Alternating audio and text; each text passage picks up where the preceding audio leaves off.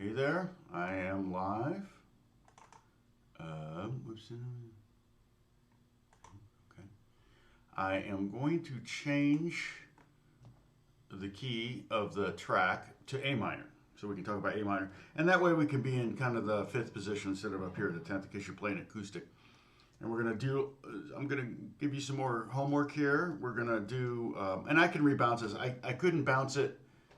I couldn't bounce 10 minutes because the MP3 was too large for the Discord. A minor for 2 bars, E minor for 2 bars, A minor for 2 bars, D minor for 2 bars, and then A minor, E minor, A minor, pop. Like that, I believe. All right, and I'll show you. I'll show you the pentatonic shapes. We'll start in 5th position for the 5 different. Hey, Bruce, for the 5 or the 3 different chords that we're going to be playing over. And it's basically the chords Black Magic Woman. I don't know how. Oh, and so last week I got a note, I think from Bruce, saying that the chat disappeared. So of course I got tagged for that, demonetized for the 3 seconds of the Mod Squad theme that I played. Knew that was gonna happen. I mean, I figured that was gonna happen. I had them because I said it might happen before and after the clip. I approved them muting it or cutting it out. I can't remember which. But I don't know if that had anything to do with the chat going away. I don't know. I went back to that. I went back to the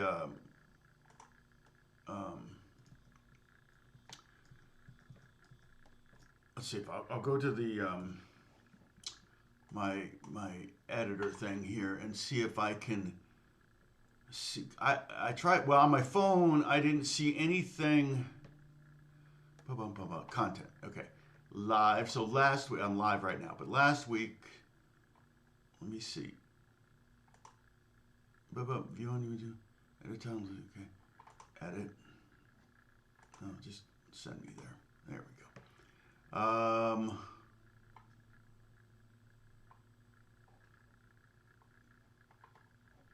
Not seeing anything in the settings.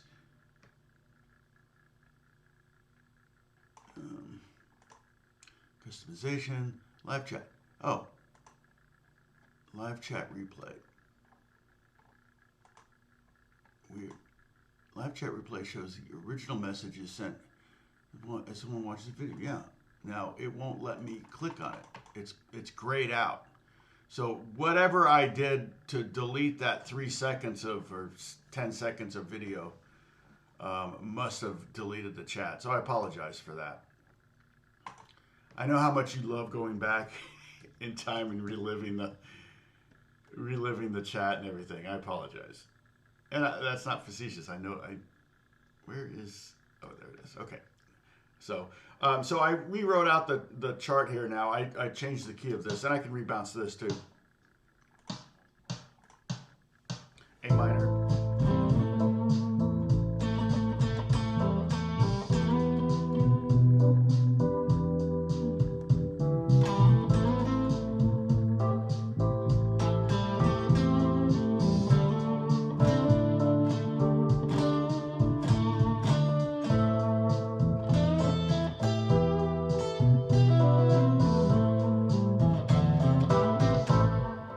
Oh, you were actually looking for something in the chat history? That's funny. So, hey, Leo, what's going on? Bob, good to see you. Holly. Let's see. Sorry, let me say hi. Hey, Gary Book's in the house. Greetings, Gary. Leo's here. That's and AJ. It's all old school today. All the old school people are here. I know you're probably wondering how many of these Culver shirts I have. I have a lot of them. It's like Beth, can never think of anything to get me for birthday or Christmas or Father's Day or whatever, and it's always like, I'll just order them another Culver shirt. So Culver is a military, well, it's an academy. I don't know if it's called a military academy anymore. Back in the day, I told you they wanted to film the movie Taps there with Sean Penn, I think 82 or something. But there's just no hotel rooms, so they didn't have enough space for the crew and everything. So,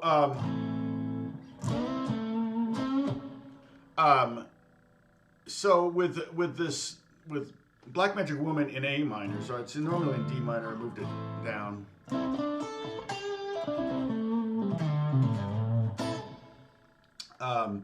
We can use our A minor pentatonic here, but let's do a snippet. You know what we can do? Let's do this. This is I think a pretty good exercise. I can even.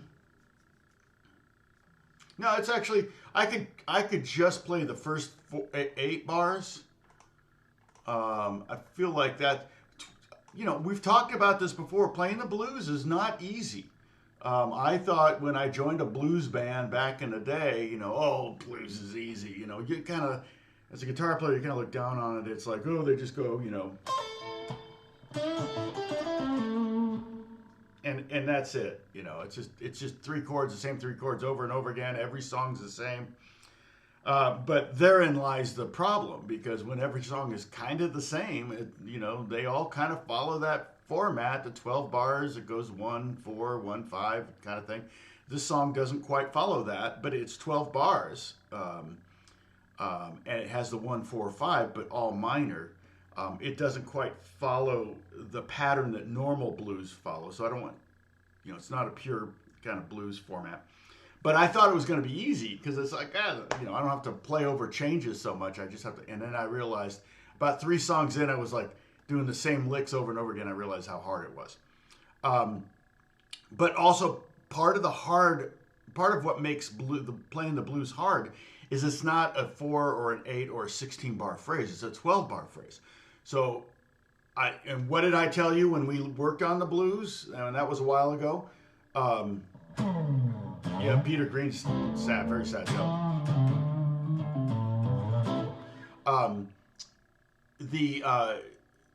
The thing you really need to do at first is just to learn how to play the rhythm and don't mess it up. And if you mess up, you know, strum some chords, watch a TV show, go back, not watch a TV show, but, you know, do something for 2 seconds and go back and start over again and try to make sure you do the 12 bars. So many players will do 11 bars or 13 bars or 16 bars or whatever, 12 and a half bars, because they get lost in the chord progression. They're not hearing it, they're not feeling it, it's not embedded in them yet. And if you can't play it rhythmically, because this is like one of the main things you can do with other guitar players universally in jam. And if you can't play the 12 bar blues just rhythmically speaking, and give somebody something to solo over, and you're messing it up, they're not going to want to play with you. So that's why I say it's real important to be able to get the rhythm down. But that said, I'm actually going to turn this into a 4 bar progression, actually an 8 bar progression. Okay. So what I'm going to do is I'm going to go back to this. I'm going to put little parentheses around the last 4 bars for now. I'm going to do these parentheses. How about that? I don't use those parentheses very often. Where are the square ones? Anyway, done. Okay. So we won't be playing those. We'll be using these first 8 bars, okay? And the reason is I just want you to kind of practice going from the A minor pentatonic to E minor pentatonic to A minor pentatonic to D minor pentatonic. And again, we're going to start with snippets. So we'll do the top 2 strings, and then we'll do we'll just do string pairs. So we have 5 string pairs. And then maybe if we have time, we'll do groups of 3 or something like that. You know, 3 strings and three sets of strings maybe, or skip strings or something like that. Thank you, Bruce. No, yeah, don't use drugs. I don't use any. I never have. I've been around it a lot. I got saved at 13, and I remember one of the first guys that came to speak was this martial artist guy that could like chop.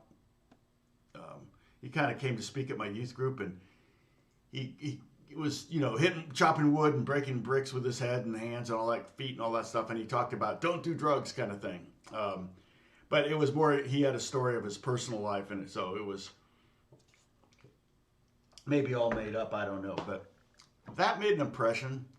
I was a musician with long hair in school. And it's funny, when I left my high school, like I moved to California, and there was a big news story at one point that my high school was the cocaine distribution center for the whole Midwest.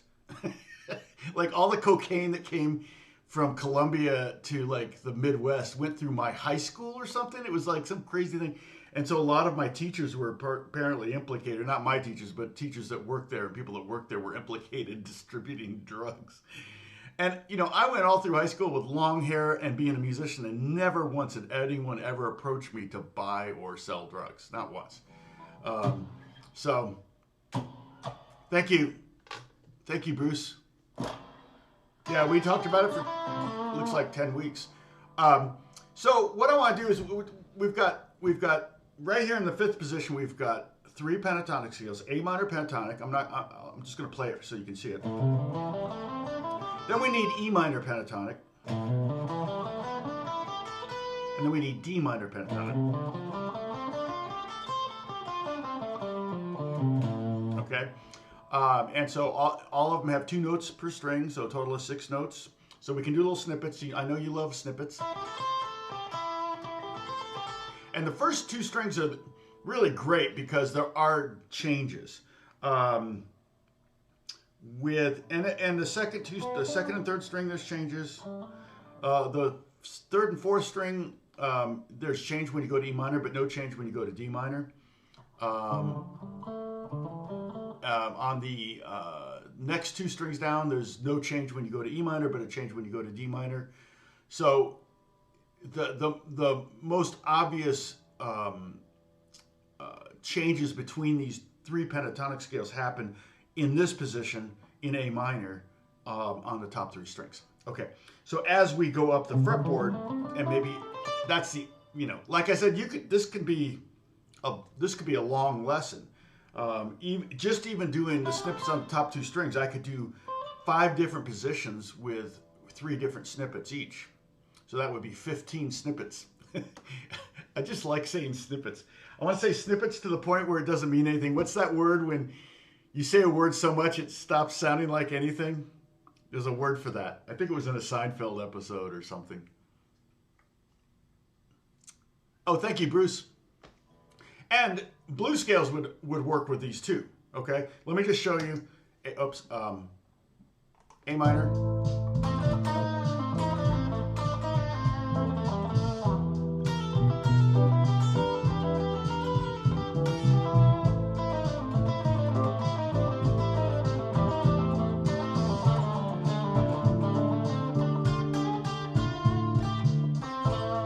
Okay, now it's going to sound weird because it's not going to be the song. So I just hit stop after 8 bars, and you're gonna expect to hear the turnaround, and it's not going to be there. So I apologize because it's going to mess you up. All right, and I think it's what do I put? No, that's bedhead there, man. I didn't do anything. I actually walked to Starbucks with my hair like this. I use the stuff that I used to use got up to like $30 for a bottle. I was like, yeah, I don't care. I kind of like the messy head, so when I have them cut my hair, I have them keep it short on the sides, and I'm almost due for a haircut. And then don't take too much off the top. But it's hold on a second. What do I get? I'll give you an Amazon link. How about that? It's not expensive at all. It's awesome. I like it. It lasts forever. And I haven't washed my hair since Thursday, so that's another thing. Like I learned a long time ago, like don't wash your hair too much. It just looks cooler when it's not dried out and it's got a lot of oils in it and stuff. Let's see. Orders. Search all orders. Gel. I think it's a gel. Search orders. No, that's the old stuff. Hair. what's that called? Oh, it's called, here it is. Got to be glued. Pretty much what's on. 4 tubes, and big tubes. For how much? Let me find a retailer that actually sells it. Well, here's one that has 2 big tubes and a travel tube, which is actually really handy to have if you just go carry on. I usually, it depends. I take a bag usually. So let me get a link for this. Why not, right? If you're gonna buy it, I might as well make 5% or whatever the percentage I get. So here it is. You can check it out. Yeah, you're right. No, the hair thing is sidebar. Sorry, everyone. People are tuning out like he's talking about his hair. His hair is awful. No, it's literally. I mean, I will I didn't do it this morning because I looked at the mirror and I just went, eh. so it's just basically what it is. But you know, sometimes I get my hands really wet, get my hair wet, and then just kind of push it down and then pull it forward. So I got a little bit of a thing on top here. It's that simple, but it's sticky. That's the only downside. The reason I use the other stuff, and they do make a very sticky or a very jelly kind of like this version of it, and I have some of that, but I never really used it. And like I said, let me see the other stuff. Let me see how much that's gotten up to, because it really just kind of, that was a gel. So when it showed up when it was gel, when I entered gel. Yeah, that's Bumble and Bumble. And 1 8-ounce is $33. I mean, I just couldn't justify it anymore. I mean, the three, I can get 3 of these things, and they're more ounces, I think, for $15 or so. It's just, I'm sorry, I'm a cheapskate. But yeah, okay, get rid of that big bright window. All right. So let's look at the top 2 strings on the A minor pentatonic. You know what? Oh, wait. You know what? I can get rid of.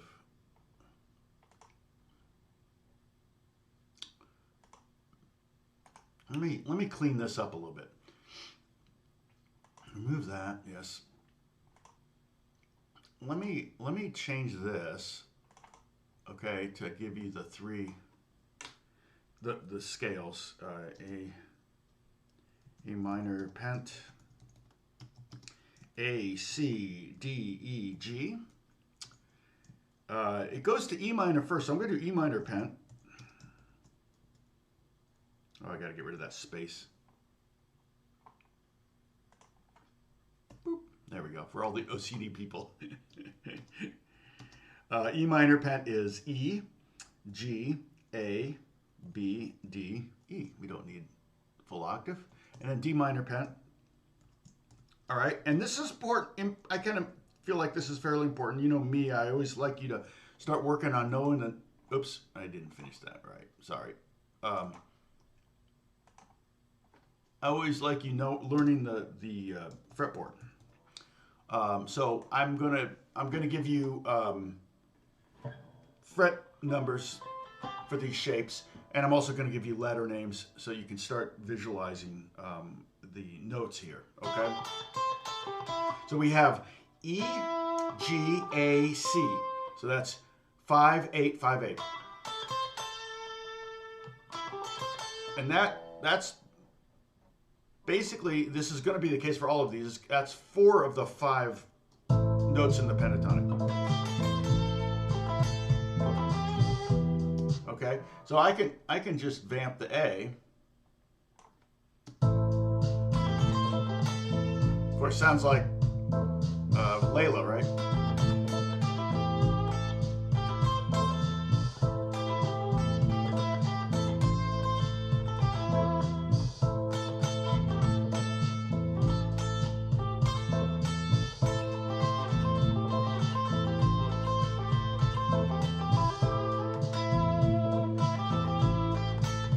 All right, and that lick is Rick Bennick lick. I always think of Rick Bennick when I play because he showed it to me.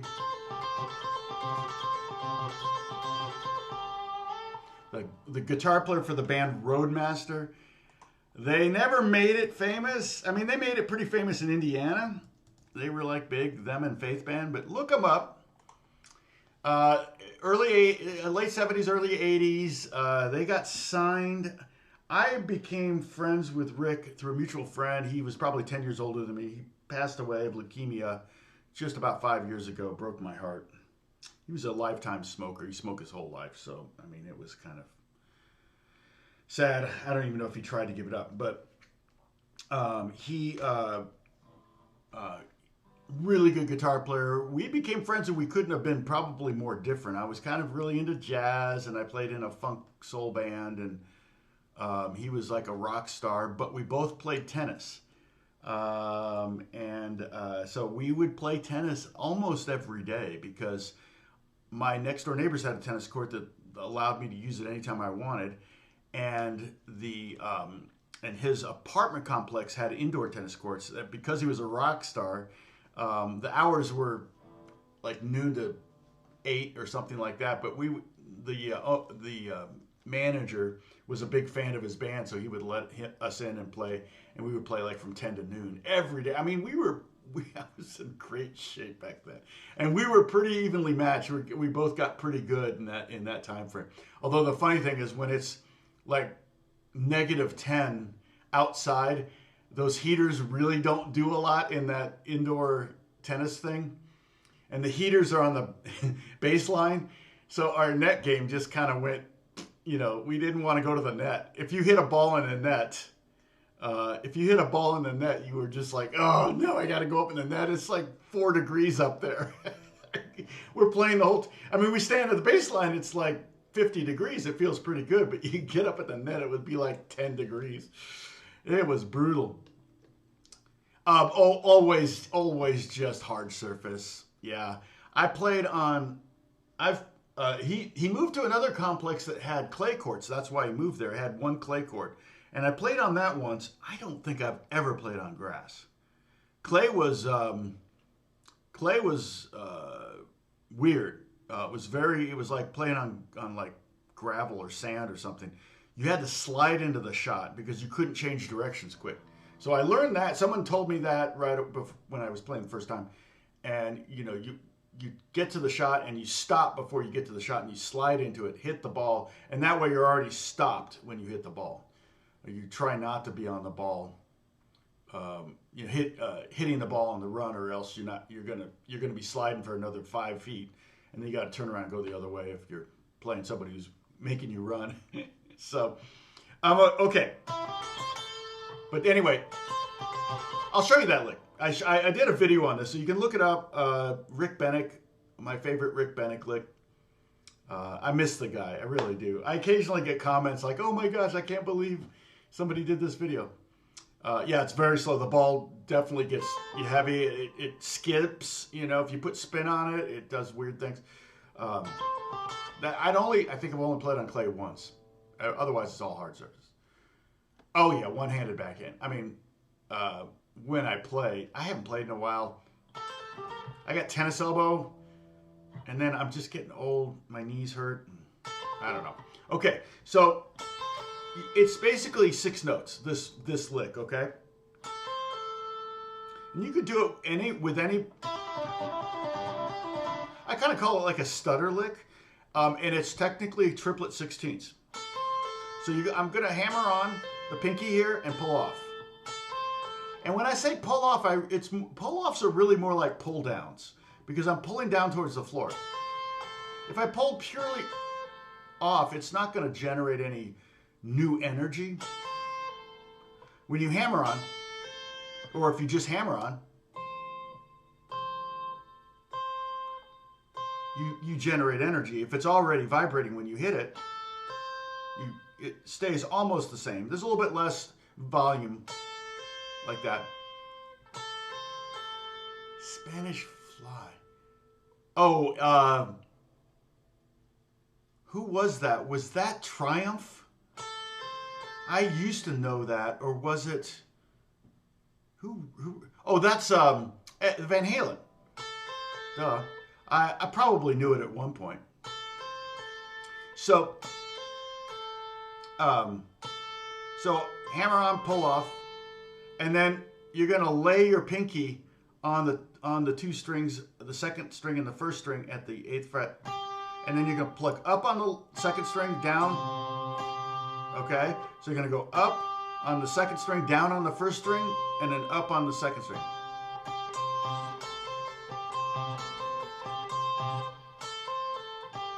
So it's kind of, you can break it into two parts, two triplets. One. Oh, hey, Eddie, it's getting late there.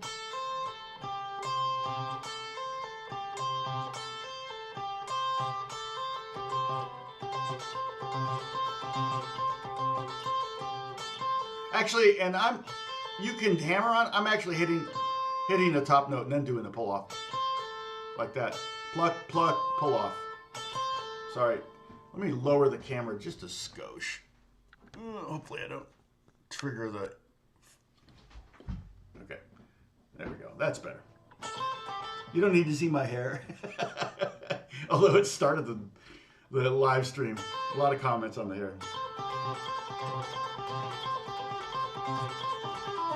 I like doing it here.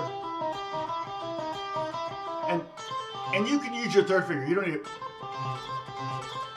You can use your third finger instead of barring your pinky on that second string if you want. But if you move it down and do the exact same shape, okay, here,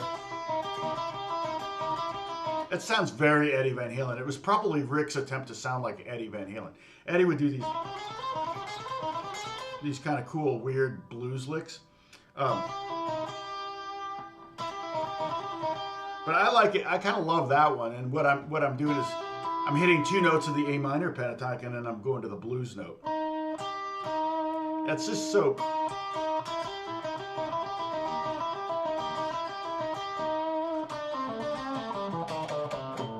Hey, blessed it on. All right. So so to reiterate, the shape for the top two strings for A minor is this. Okay.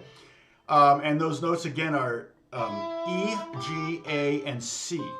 And I put the notes right here, well, right there, for the pentatonic shapes. And I make sure I get it right. Yeah, they're right. Okay. Okay. Now the next chord in this progression is E minor. Okay. All right. So the shape, top two strings, the part of the E minor scale is on the second string 5, 8, and then 5, 7.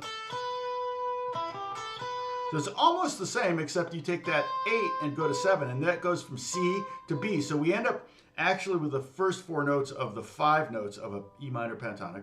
No quiz on this. Everybody take a celebratory sip. I'm not going to give you a quiz on this, but I'm giving you the information, and I'm going to reiterate it and say it 5 different ways, 5 times, and eventually you'll just know it. You won't need a quiz. You don't need a quiz if you know it. And I also have water because the doctor says I'm dehydrated. So I've never drank water before. And this is a lot of water. And I've been drinking 2 of these a day, which is insane. Basically, I'm living in the bathroom. It's like, okay, so over the E minor, we got these 4 notes. Now, again, no quiz on this. Aside, if you want to play the E minor blues, just put a note in the middle of this whole step right here. I've never drank water, never. But I was having an issue, and they took blood, and they went, "Oh, you're dehydrated." And I went, "What? Really? I don't even know what that means." Okay, you know what? I'm going to get rid of these other. I don't really need these right now. Remove. Boop. Yes. Clean this window up, huh? Remove. All right. So let me jam on this, just using this E minor. Oh, you know what? I don't need that either.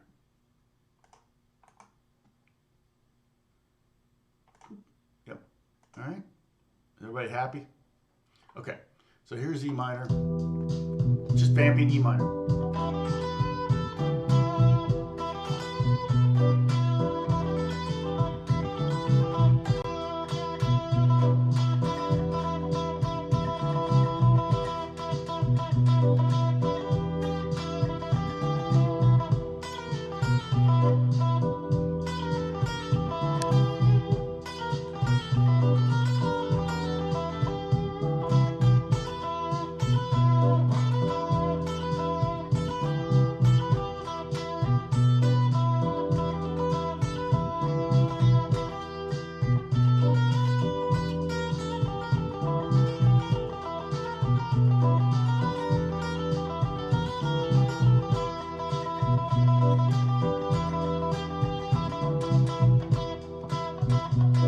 Okay, I'm trying to come up with as many variations on it, even trying to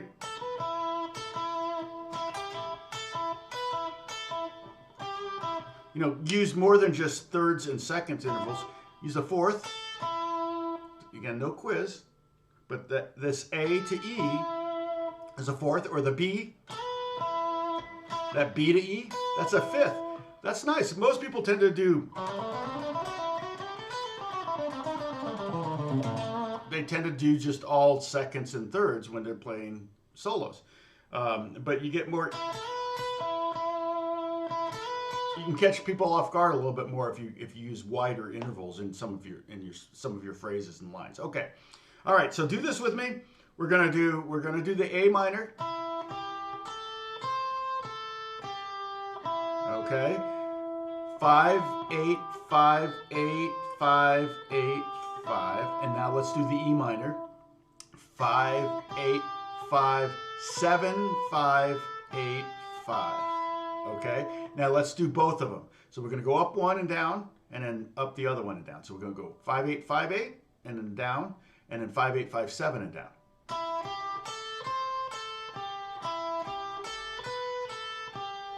Sorry, I'll go slow. Do this with me though. First finger, pinky, first, third finger. Yeah, that's what I say, Eddie. You're not getting enough water.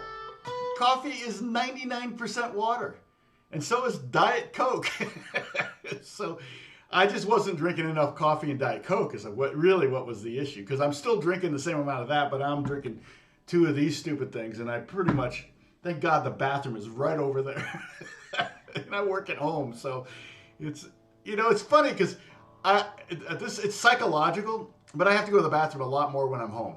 Once I'm out and about, I never have to, I can hold it forever. I'm a bit of a camel. My daughter's a camel. She can hold it forever. One of my sons is not. He's like always stressed, like, where's the nearest bathroom? So my dad was that way. Okay, I'm going to move this down. That's kind of works out. Okay. All right, so we got... You can make that into an exercise. A little exercise. Okay, the other thing you can do is you can go up one and come down the other. Okay, 1 2 3 4, 1 2 3 4. It's like 2 8th notes or something. It's like 4 8th notes or something. It's almost like a...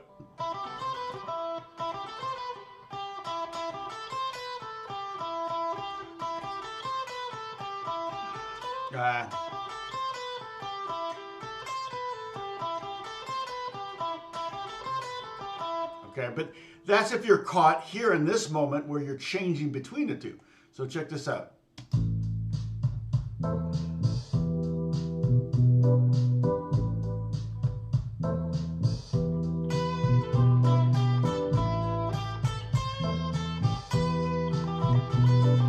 All right, so let's go ahead, and here's the E minor. E minor.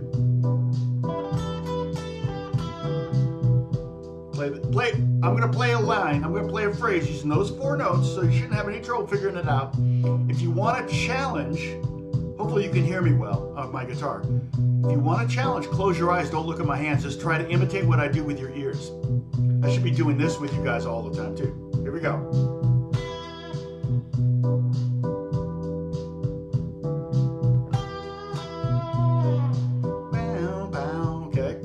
Toby.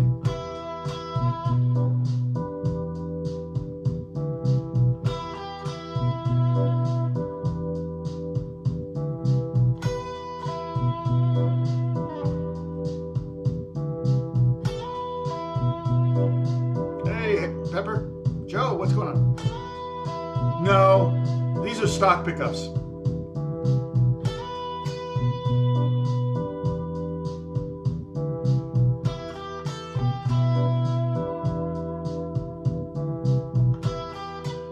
Sorry, I messed up. There we go.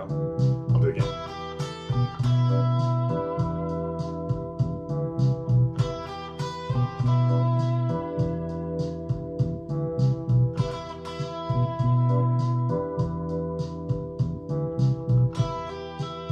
Are you playing along with me? Are you imitating me?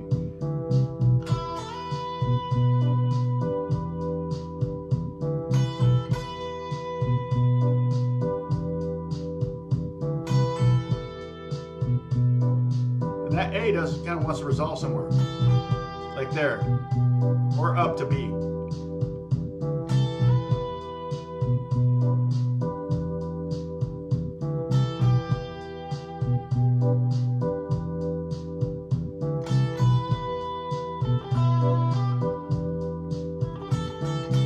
All right. So you should be fairly familiar with this snippet now. All right, and then the next snippet of the D minor pentatonic is almost the same as the A minor, but we're going to start, instead of starting on the 5th fret of the 2nd string, we're going to start on the 2nd fret. And we won't have a D note at all. The D note is here. So we actually going to be playing F, G, A, C.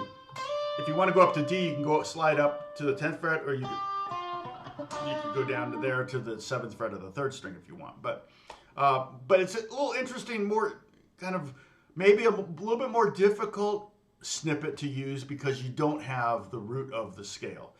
In the first snippet, A minor, we had the A there, and then the E minor, we had the E there. So we at least had the root in both those snippets. This snippet, and by snippet I mean just a piece of a scale.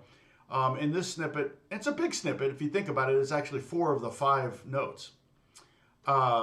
In this snippet, it starts on 2nd fret. Okay, so we're going to go 6th fret with the 2nd finger, 8th fret, 5th fret, 8th fret, 5th fret, 8th fret, 6th fret.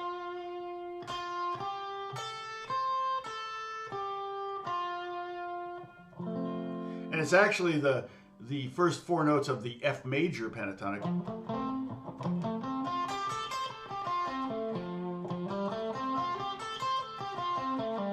Which is a kind of a beautiful, if you're thinking F in the bass, it's really nice. Over D minor,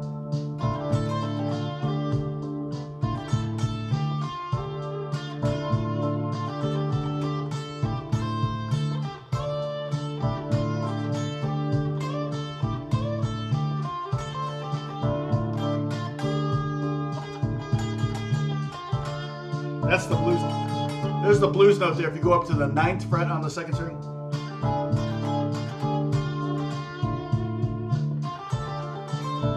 Thank you, Pepper.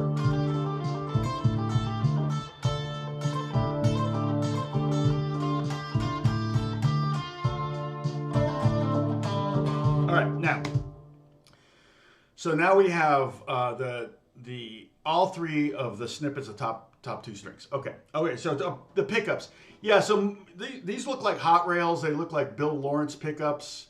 And this guitar actually was made in 1996. I think I bought it in 97.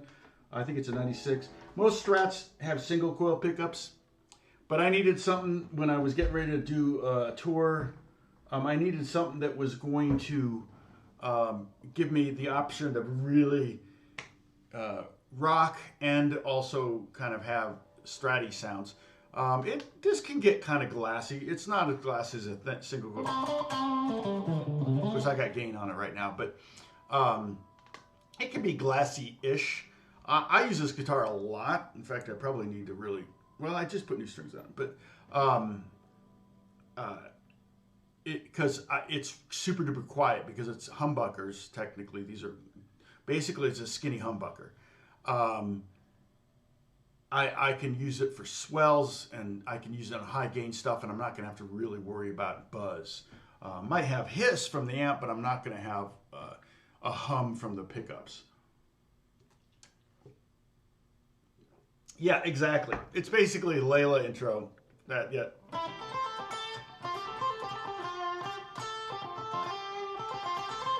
Okay, so let's do this. Play A minor, the A minor snippet. Okay, now play the D minor snippet. So we start up a fret. And then back down to A minor. 5, 8, 5, 8, 5, 8, 5, up to D minor. 6, 8, 5, 8, 5, 8, 6. Okay, notes are E, G, A, C, A, G, E, and then F, G, A, C, A, G, F.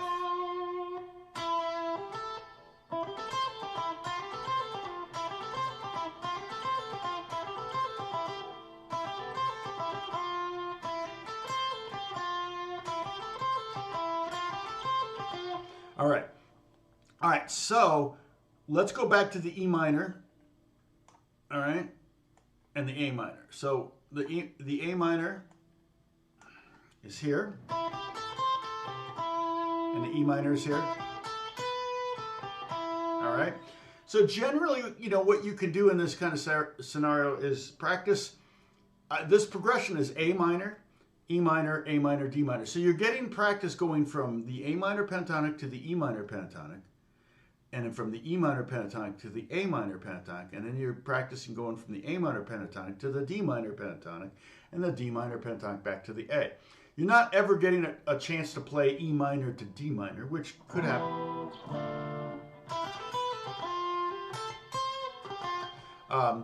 And a 4/5 in a blues is not that uncommon, you know.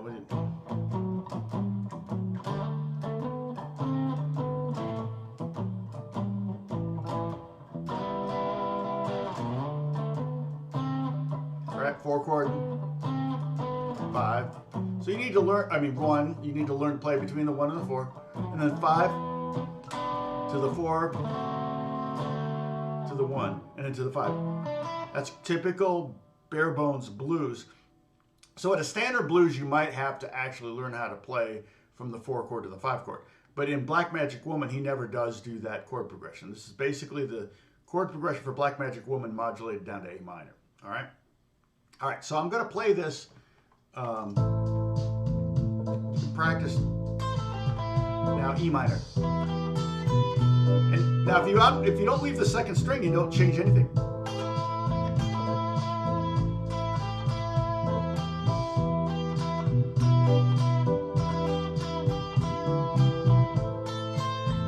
Practice just the first string.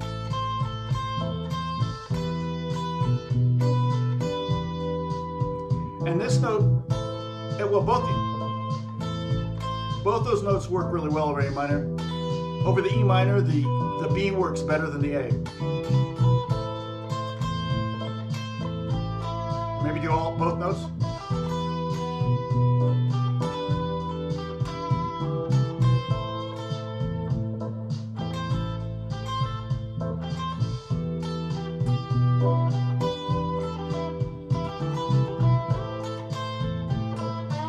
Okay, now here's another thing. In blues, if you're playing over the A, you're also going to be playing an A minor pentatonic. Very likely anyway, or A minor blues. Okay, when you go to the 5 chord, one of the most common things to play over the 5 chord is that 5 chord based pentatonic, the E minor pentatonic. In this case, it would be E minor pentatonic.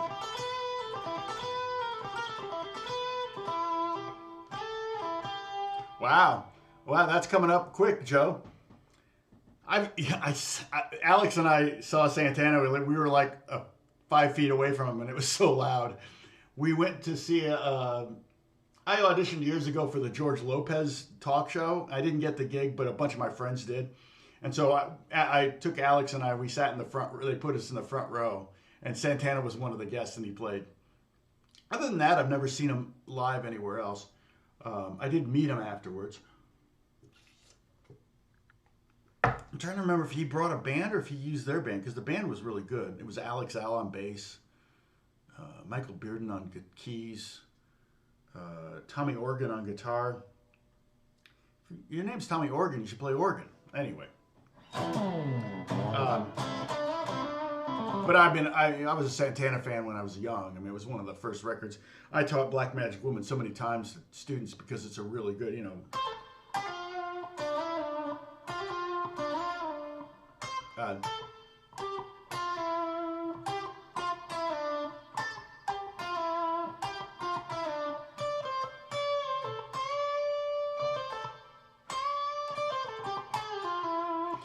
That lick alone is kind of a little bit of a master class. That one. Okay. It's got so many elements in there. It's got a bend up, maybe even a pull up, a staccato note, a pre-bend, a release bend, pull off, and a slide. That lick alone. It's just, it uses so many elements. He was really good at using, or he is really good at using the natural elements of a guitar. So, you learn dancing to that. Oh, funny. To Black Magic Woman. That's awesome. You saw him Jones Beach. Dang. Oh, Jan's here? Where's Jan? Oh, Jan. Hey, Jan, what's going on? Sadie's here, too. It's a totally old school morning here. Do we have a good size? Oh, not great, but not bad. We're only missing John. John's not here. Dennis John in Kentucky. Or maybe he's just lurking. Well, Charlie, I haven't seen Charlie in a while. I hope he's okay. Who is...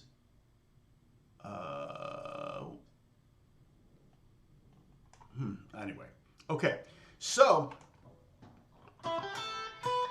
that's kind of, like I said, you can kind of set up this little jam here just to practice playing between two chords.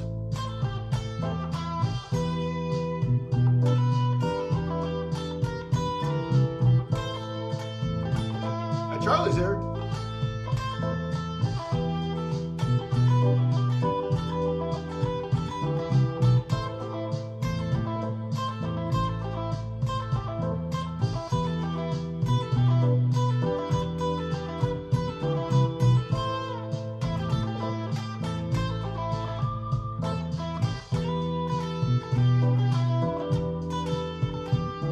All right, now I'm going to do so that was A minor to E minor pentatonic. Now I'm going to bracket the A minor to the D minor.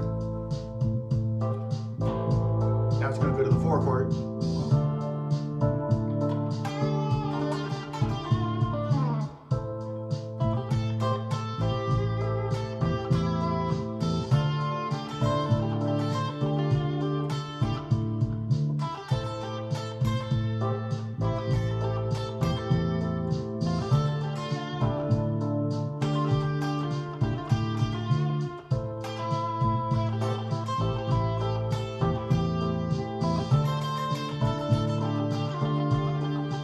And I'm really limiting myself. In some ways, it's really good to kind of limit yourself.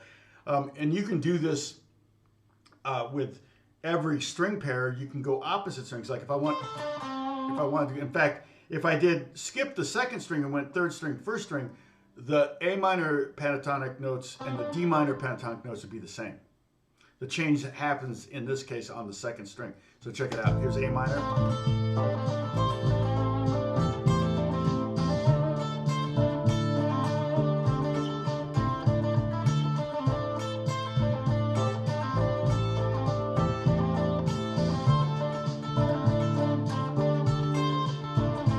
So I don't really have to change anything. I can just play those 4 notes in any way, shape, or form, and it's going to basically work over both those chords. Now, the thing, I don't know if you noticed that, but just playing that, it's almost a lot more interesting I mean, wouldn't want to be stuck with that. But if you break a string, if I break a second string, that's what I'm doing.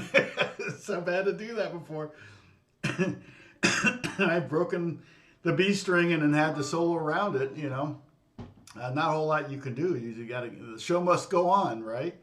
So, but that's not why you practice that. It's more just to kind of get you out of your box. Start thinking outside the box. Find melodies and practice skipping strings. It's a right hand thing. I have this exercise that I do with the A minor pentatonic. You can do it with any kind of six. You could do it with two. You could do it with, you know, a thing like that. But I would do that shape and then skip a string. And then skip another string. So it's good for your left hand, but it's also very good for your right. I haven't done it in a long time. But yeah, so you can.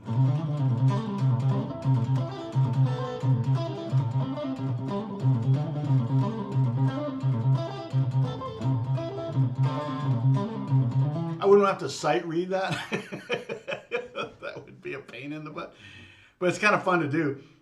You could even do something like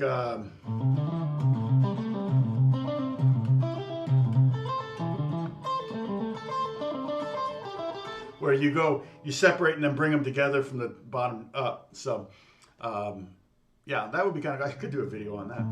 I haven't never done that before.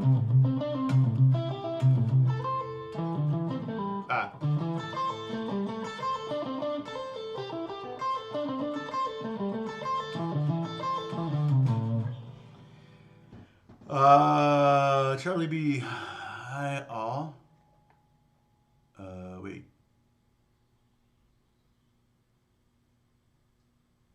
Pandemic Crew Monday. Right? Yeah, that's funny. Yeah, God, so glad that's behind us. Holy cow.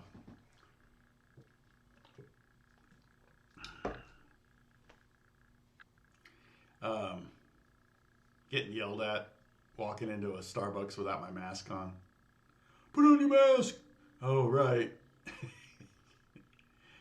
Yeah, I don't miss that at all. All those people that like to yell at you. Beth was walking by herself out in the middle of nowhere, and a lady came up in a big truck, and she started screaming at her to put on a mask. And Beth didn't even have a mask on her. She just went for a walk. She was screaming at her to put on a mask. And she thought she was going to run her over with the car. It's like, it's unsafe for you not to have a mask. And it's like, I'm going to run you over with my truck and kill you. It's like, what? Man, people went insane. Better than car camping. Technically. Oh, Charlie is here. Hey, sorry. Sorry, Bruce, thanks.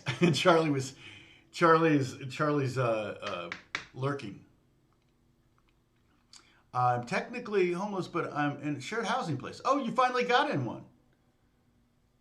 It's better than car camping, marginally. Depends on who else is in the house, right? But Charlie, you don't have any addictive substances, right? Can you be in a house that is not full of addicts? Can you choose that? Okay. What am I at? Okay, sorry, I got decided. Charlie, I'm still praying for you every day every day I think of it. Yeah, I knew you weren't. Charlie knows I ask the tough questions. Questions that people are thinking, I just say them. Gets me in so much trouble so much of the time. Okay, so now we're going A minor to D minor.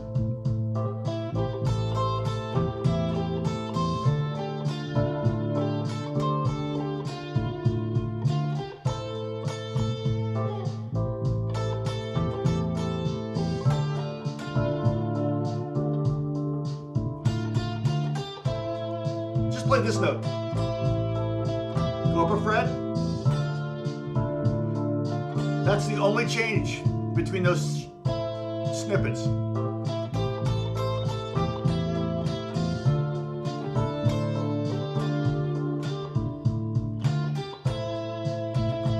Okay? So when I'm gonna rebounce this track. I should rebounce it with just those 4 changes, the 8 bars instead of the whole song. I may do that. I may bounce it. It's super duper easy right now for me to bounce it with Black Magic Woman basically modulated down to A minor, and I could put that in there. We need a new name for Black Magic Woman. It needs to be Dark. What is it? What did we come up with? Dark Illusion Lady. Okay, I want alternative titles to Black Magic Woman, so we don't get any kind of triggers.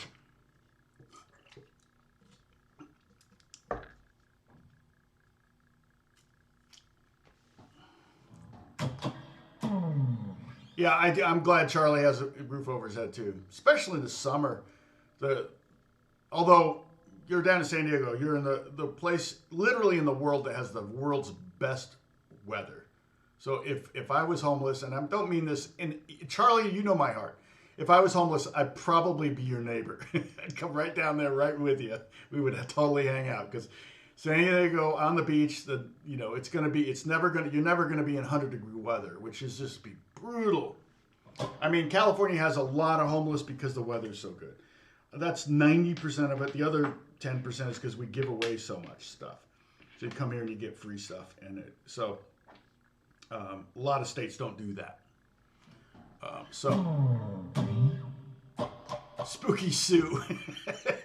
Spooky Sue. Dark Mystic Lady. There you go. That's a good one. Dark Mystic Lady. Midnight Spell Lady. Okay. Midnight Spell Biatch. I'm just messing with you. I just can't. Dark Sorcery's Daughter. Oh no.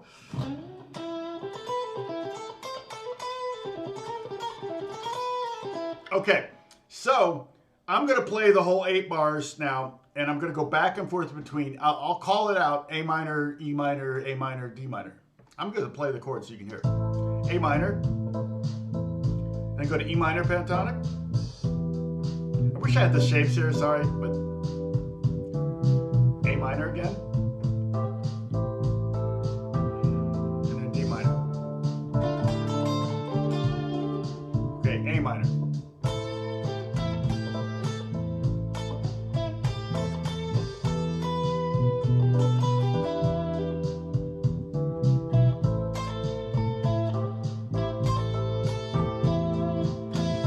Okay. One piece of everyone's always looking for that silver bullet or that what's the term I'm looking for, the magic ticket, what's the trick? What's the trick to playing guitar? There's no trick. It's just play a lot. Listen to a lot of music, play a lot of music, jam with others, get in front of people. You'll get good fast if you're having to put yourself in front of people. Trust me. No one likes to make a fool of himself. Hey, wait, who's saying? Oh, Dennis is up. What's going on?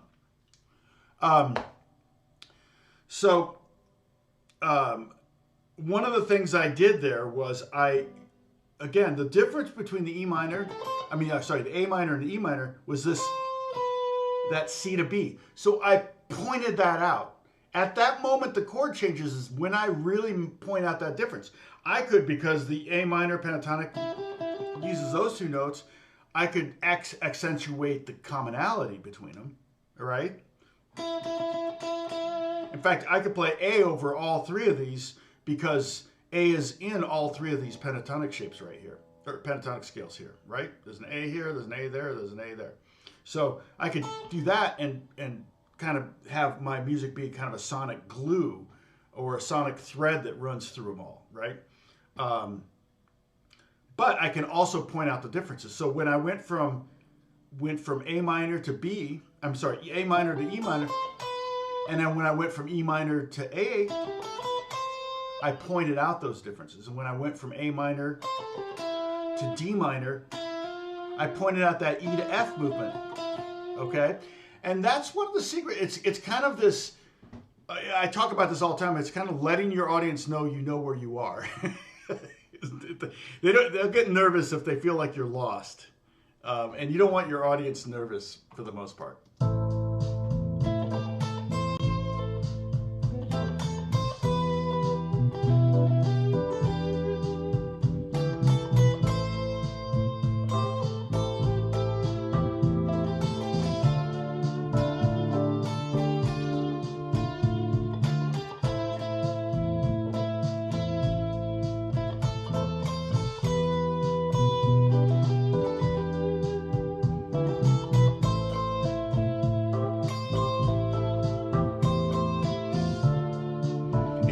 Get there sooner. Like I got to the F on the and of 4 before the chord changes. That's also good. It's almost better to get there before than after, because after it sounds like you're reacting. Oh, I missed a chord. I got to make the change, right? But if you're anticipating, you're kind of telling everybody what's coming, including the band. If the band is like lost, you can go, you know.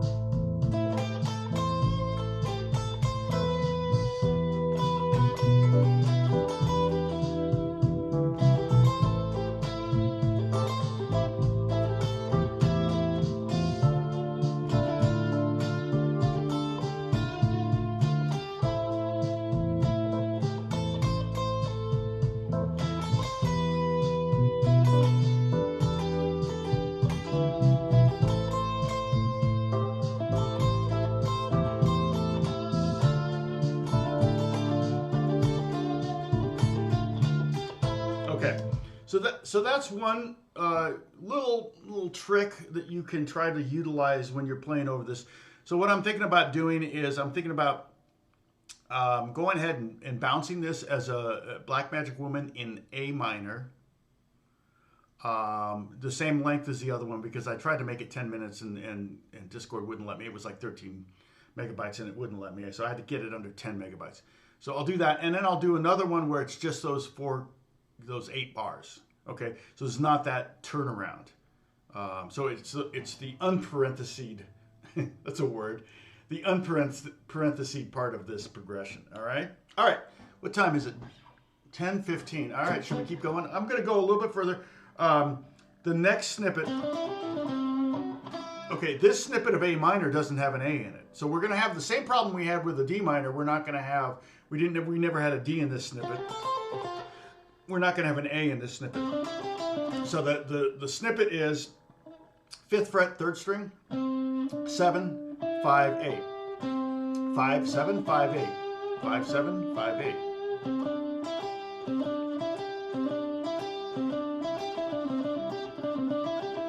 Okay, note-wise, it's C, D, E, G. C, D, E, G. And there's no quiz on this, but if I keep saying C, D, E, G, you'll learn that those are C, D, E, G, right? For the E minor, we're going to go down to B. So we're going to be 4, 7, 5, 8. So now we have this, basically this lick, but down here, so like I could play, if I played that super easy on the open position, but it's a little weird, but it's okay. And the note that changes is this C going down to the B. Before we had the C going to the B up here. Now we have, and that we can utilize the crud out of it. Woo, that's sexy.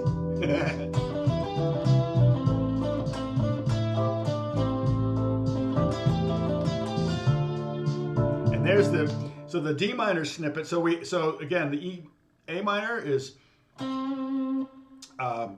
C, D, E, G, or 5, 7, 5, 8, and then the E minor snippet, we do have an E in it, by the way, right there. It's going to be B, D, E, G, or 4, 7, 5, 8.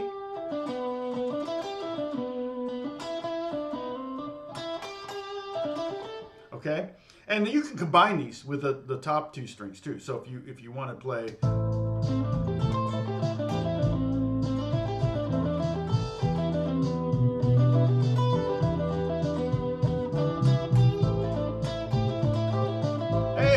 What's going on, Oma? What is going on? Is anybody else new? I haven't said hi to. Good to see you. Okay, so then the D minor snippet for the D minor chord, or the 4 chord in this progression, is going to be 5, 7, 6, 8. And there's the going from the E minor or A minor, right, to the E. The F is the difference. So the notes here are C, D, F, G. So we actually have a D in this. Now we have a D for the D minor. Okay, so let's play the A minor snippet. All right, I'm just the A minor chord here, no change.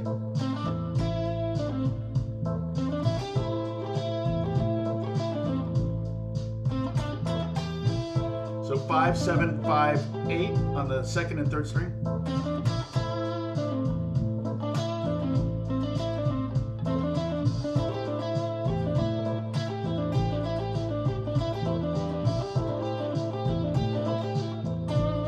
Do you want the blues note?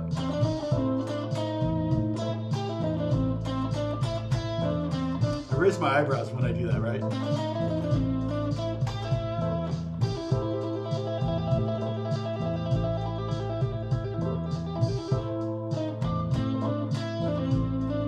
Oh, nice.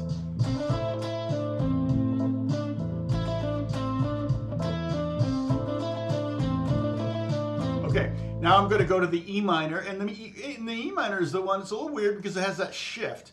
It's this, okay, which is a little weird going 4, 7, 5, 8, but harmonically it's the same notes as this. It's the same notes as that shape, but in for open position. But again, what I'm trying to do is get you to stay in one position, and as the chords change, so we're not doing this.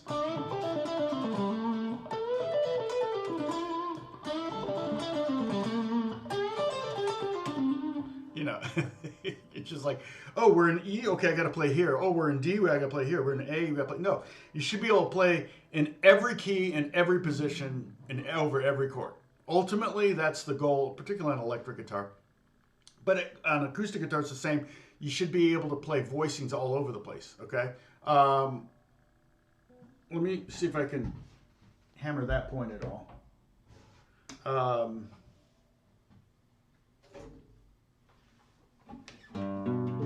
Everybody take a sip because I changed guitars. This is one of our drinking game rules. I don't know if Gary's still in the house, but he's the keeper of the commandments. So for example, if I just play a simple C chord, it's good to know where there are other C chords.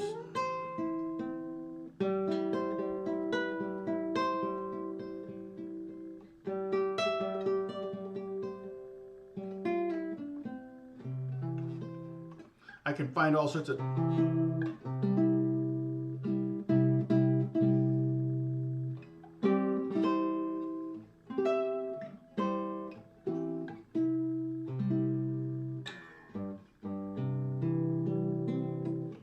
tune, but no, I've got two. It's like seriously.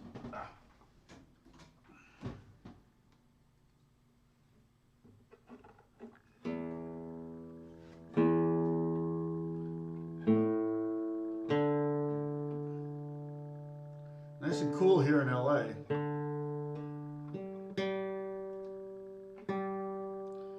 We have what's called June gloom. And so it's cloudy in the morning and sunny in the afternoon. And last year we didn't have June gloom, we had May gloom, and then June was hot. Last year it was gloomy in May.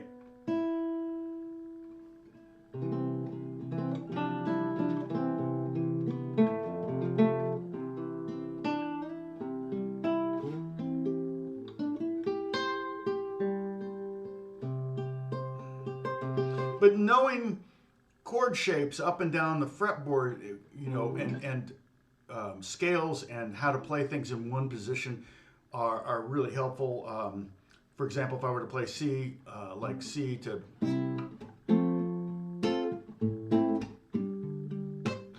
if I were to play, you know, C to like a pop progression, I don't know if I would, but if I were capoed, and I was thinking C, I would be like, oh, C. No, that's F. So this is C.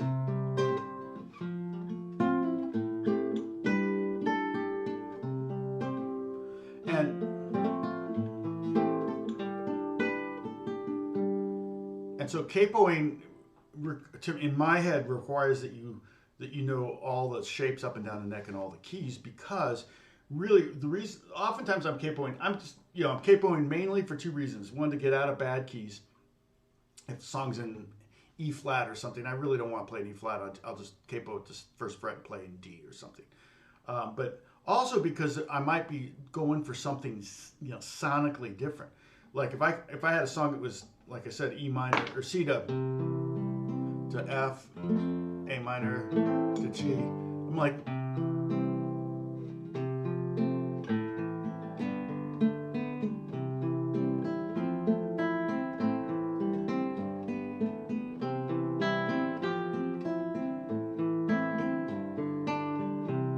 okay, that's beautiful, I like that, but let's see what it sounds like up here and see if this speaks to me differently. So it,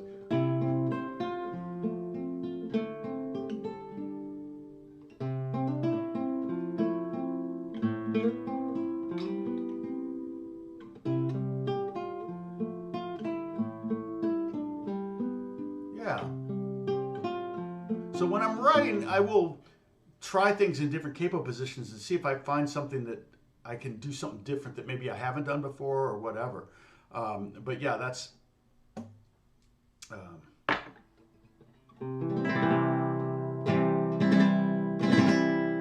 72. Yeah, it's probably, I mean, I don't know where we are now. The sun's coming out. In here, it's nice and cool. Oh no, let's drop it. It's 68 right now. High of 81 today. So, and it'll hit 81 at like 3 in the afternoon. I mean, we've been working. Beth is off school, so we've been working in the yard. My wife is going to college. She's 22. No, she's a school teacher. But she gets summers off, and so she bought a bunch of mulch at Walmart, and then we were moving bags around yesterday in the heat. Now it was like, too hot, so let's do it. She was doing stuff this morning. She can't sit still. Like, dude, it's summer vacation. Watch some Netflix or something. She's like, okay, now I'm going to do this and this and this and this, and she has all these plans. It's funny. So we do have a trip coming up. I'm not going to say yet, talk about it yet, but 59. Oh, thank you for translating to American. 59. I always get confused when I'm over there, like, it's 30 degrees. Man, why is it so warm? It makes more sense, but yeah, okay, Sam, thank you. 72 minus 40, 40 times half equals 20, 20 plus 2 equals 22. So is that true for, you take away any temperature, you take away minus 32, multiply it by 0.5 and add 2? Does that work for all? Oh, it's hot up there? Really? That's crazy hot. I was amazed at how hot it gets up there. What's that town? There's a big church up there. Does a lot of worship music. I want to say it's not Needles. Needles is out in the east of us. Holly, you know what I'm talking about, I'm sure. It's in the valley. Anyway, okay, so let's look at, so where we are. We're on the D minor snippet. Let's practice that one a little bit. No, sorry, E minor snippet. It's one with a shift. Back. I might take a sip. Change guitars again.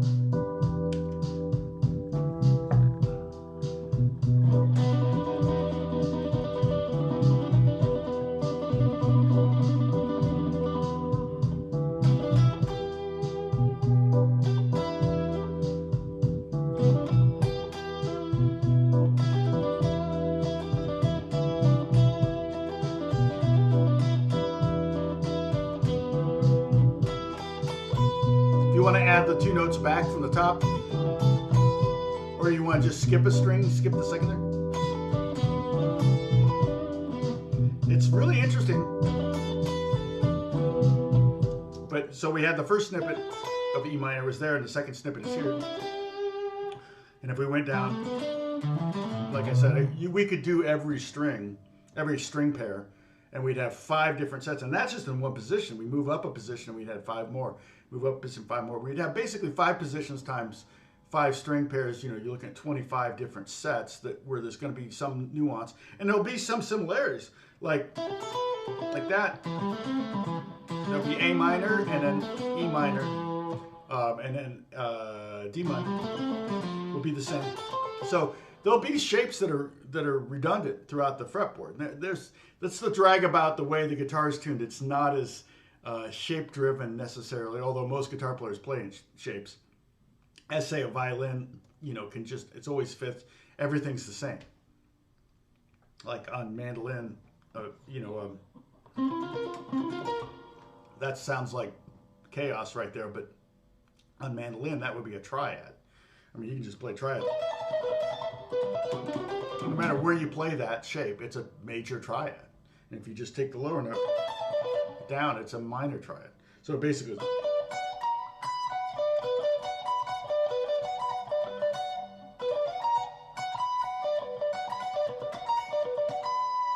but on mandolin, that's actually pretty easy. On guitar, not. But mandolin's tuned to fifths. You'll see a lot of triads in violin music, and you're like, dang, that's hard. You know, we're sitting here going, you know, just not easy.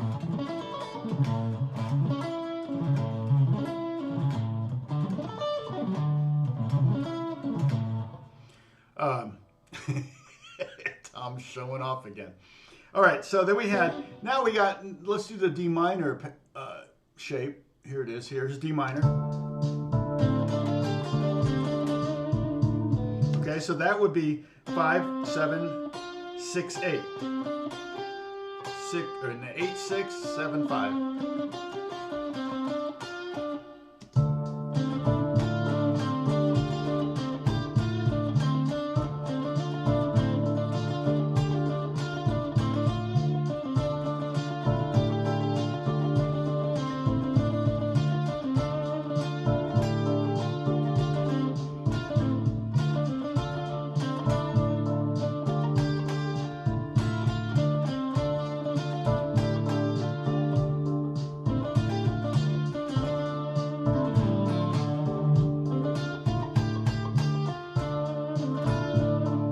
So if I go from A minor to D minor,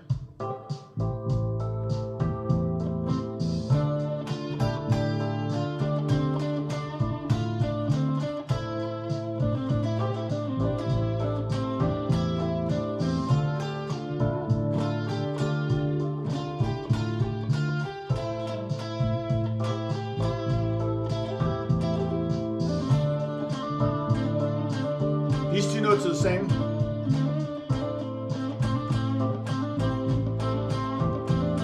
Now, if I do the whole progression, the 4 chords there, A minor to E minor, A minor to D minor, you get this.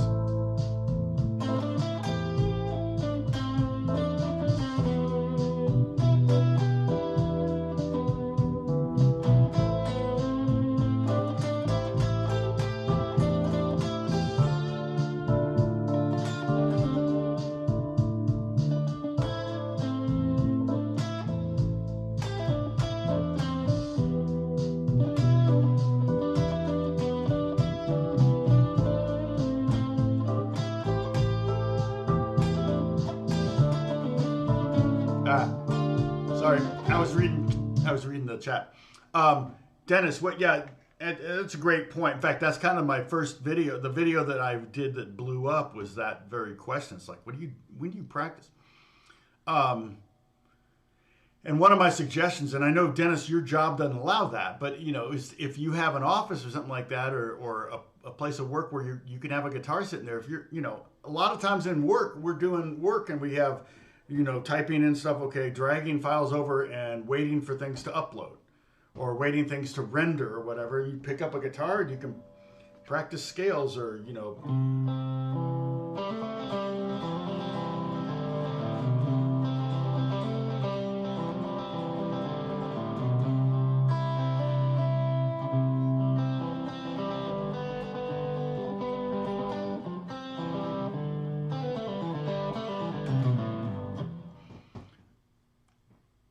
Yeah, and but if you have a spouse and kids, you know, they expect your attention too. So it's super duper tough. Something has to give. You know, it may be, you know, as they say, you won't be able to keep up on your stories. You may have to give up your soap operas. You know, you might have to give up. You know, watching. You can practice watching TV. I used to do that all the time. I don't do it so much anymore unless I'm working on something. In fact, I'm working on a new. Everybody, take a sip. I'm going to change guitars again. I'm working on a new rumba pattern that's killing me. I'm getting there. I don't know if I'll ever feel natural. I mean, you know, the very basic rumba pattern is kind of like, you know, like a.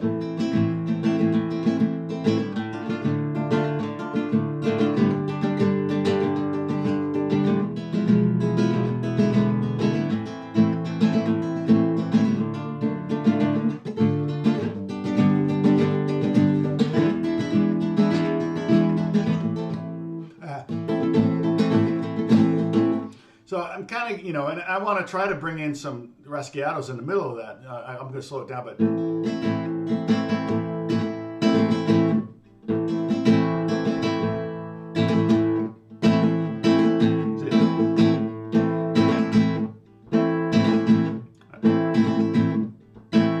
So that's a up, down, up, or see, up, down, up.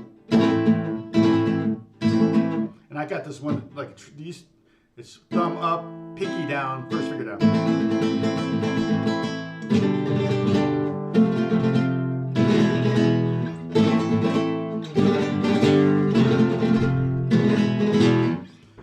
And I'm trying to get it so I'm relaxed. But some of these things can be kind of like, while I'm watching TV or whatever, not with Beth. I wouldn't do that with Beth sitting there. This is lunchtime. If I'm like, taking a half hour to 45 minutes off for lunch. I eat my lunch in 2 seconds, and then I eat too fast. And then I'm sitting there just watching something to take a break. So, you know, of course, I got a guitar in my hand. I'm playing guitar. That's my job. And I take a break and I pick up a guitar. It's stupid. I know you wish you had that stupid. You wish you had that problem, but oh, Marsha Murr's here. Not my novellas, right? But the rumba, and then another rumba pattern I learned a long time ago, which is cool, and you know, it's kick drum, snare, kick drum, snare. I have a better kick drum. The snare is hard.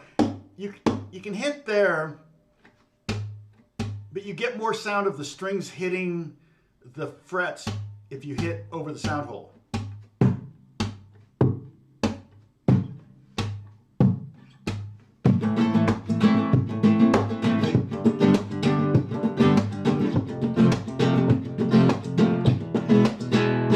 And that's transitioning from a hit to like a rasgueado is just like.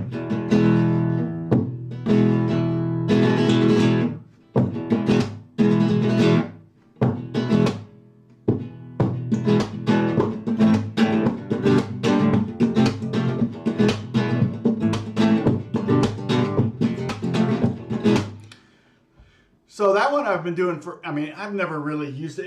That one's really hard to use in a studio because it's so loud. Like you got boom and a slap, and then you got chords in between, and it's like you almost can't hear the chords because you have to turn the microphones down so much or put so much compression on it that it just squashes everything.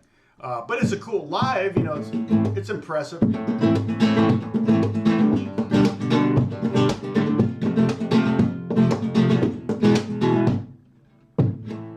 So I'm basically going, just take an E chord.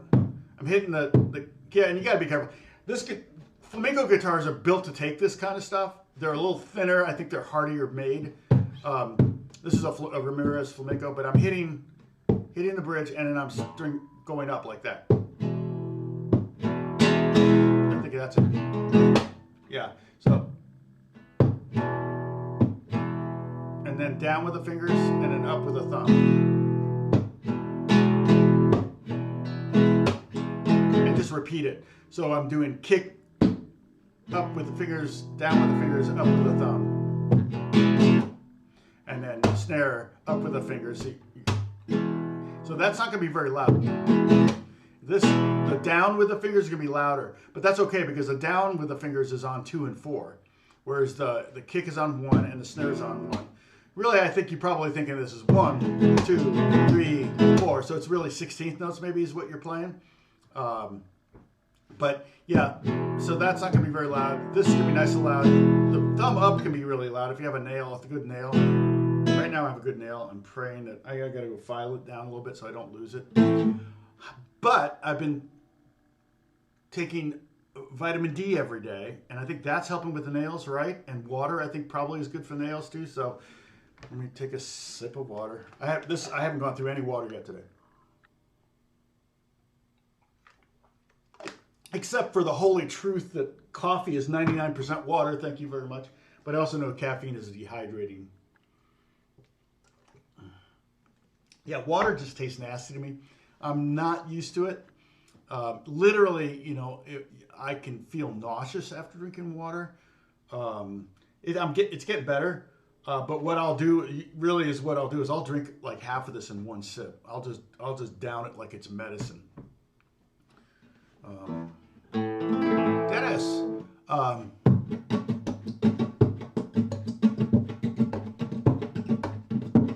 Yeah, and that's where you could have an electric guitar and practice scales or something like that. And the other thing is you don't have to watch TV. You can go in another room and play if you want. I mean, I don't know. You know, the funny thing is Beth and I will watch something most every night. And I don't feel like that's necessarily quality time. Probably, I would almost rather be sitting outside just talking or going for a walk. To me, I love going for a walk and talking. You don't have to make eye contact. See, I'm making eye contact with you all right now. But that's not supernatural for me. Not like I have anything to hide, but I think it's just, I don't know. I don't know if maybe my dad didn't make good eye contact. I'm not sure where I got that from, but I try to make eye contact when I'm talking to somebody. But it's just always been hard for me. Almost to the point where somebody who makes eye contact makes me awkward. I might be a little on the spectrum. Oh my gosh. Love on the Spectrum on Netflix.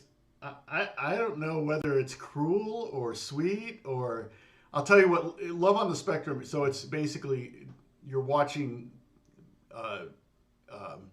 It's all just a reality show about autistic people dating, and I mean it's rough. It's exactly what you would think it would be.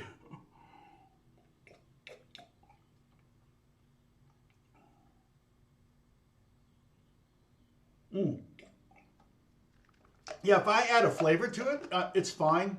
But I'm trying not to do that. I mean, the nice thing about this is it's free. If I get little packets and I've got to, you know, again, I'm kind of a cheapskate. I'm fine with drinking water. Everybody drinks water. And so just having pure water is fine.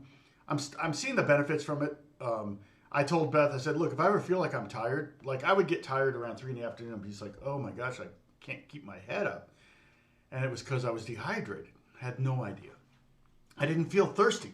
It didn't make, that's why it didn't occur to me. I wasn't thirsty. I mean, I have my coffee in the morning. I have a Diet Coke with lunch. And I'd have maybe lemonade with dinner, you know. And that would pretty much be it. Maybe another, like, a LaCroix at night or, you know, something, lemonade at night. Anyway, so the rumba pattern that I'm working on now that's killing me, I saw on Instagram. And thank God the kid that did it, he slowed it down, show how he did it, because I couldn't see it. So check this out. Okay, so the chords are A minor, D minor, G, and E.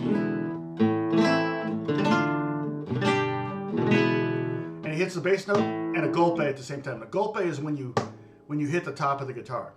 Okay? That's a golpe. I don't know what that's called. If that's a golpe or not. It's when you tap, and again, I don't know if you can see it, but there's plastic on this guitar.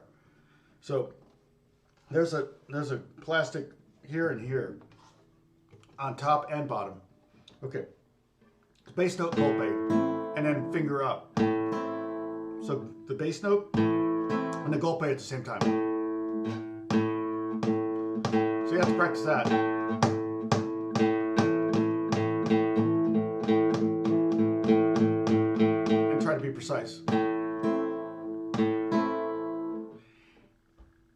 Yeah, and I'm not having a half a liter. I mean, I have 20 ounces of coffee, a 12-ounce Diet Coke, and probably 20 ounces of lemonade. So I was probably getting maybe 60, 70 ounces of water every day. And they say, or of liquids, and they say you're supposed to have, a man my age should have 120. So that's, this is 32. That's, that's like, this is the workout holding this thing.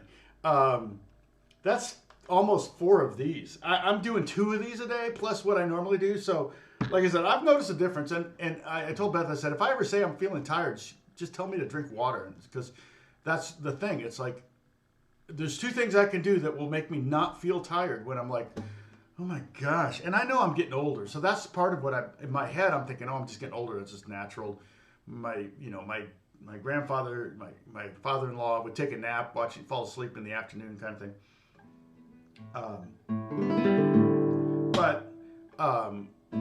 I either drink a bunch of water, and that seems to be helping. I get pepped up right up, or working out. If I go for do a workout like on a bike or swim laps or something, that really wakes me up. Afterwards, it's like it gets everything going, and it's like, it's like the last thing you want to do is work out when you're really tired. I mean, I'm talking so tired I can barely breathe. It's like, oh my gosh. And so I got all the blood work done, and the only thing they found was I was dehydrated. So I had a liver number that was up, but the doctor said that she wasn't worried because it was just the one number. There was like 4 liver tests that they did, and those other numbers were in the normal range. So she asked me, did you have any alcohol in the last 24 hours? And I said, well, I had a half a beer. I have a half a beer every week, the night before. So it's sushi. Beth and I share one of those big beers.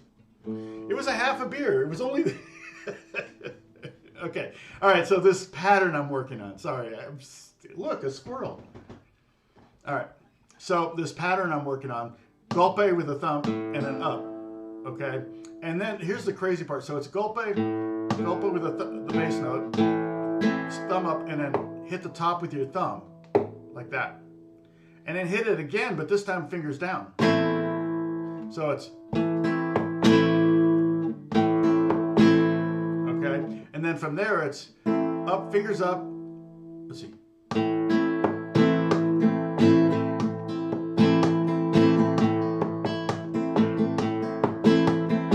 Yeah, so it's fingers up and then golpe again.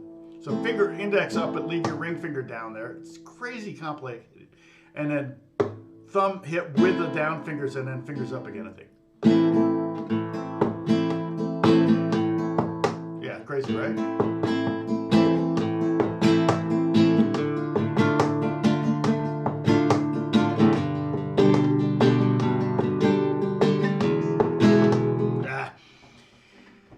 I'm going too fast. I am really, really, really trying to apply the adage about learning something is to take it slow and don't speed up right away just because you did it one time perfect. Just keep the...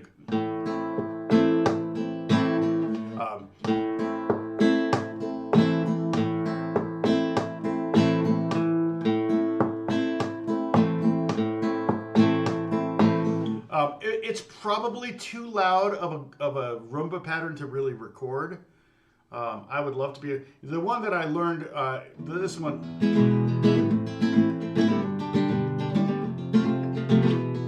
I learned from a teacher down in Downey. And he, actually from Japan. Flamenco music is really big in Japan. And he's a really good player. He's a good player all around, but he plays flamenco. And so I took a lesson from him to get a good rumba pattern, and he's the one that showed me this. That Raschiato.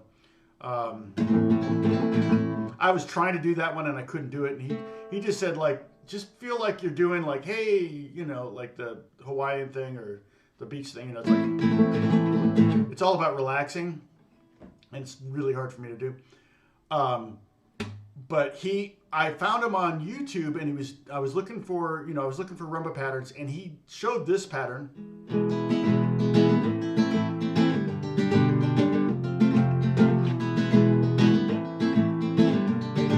And he showed it, and he said, this is a great one for recording because it's it's pretty even across. There's not a lot of dynamics.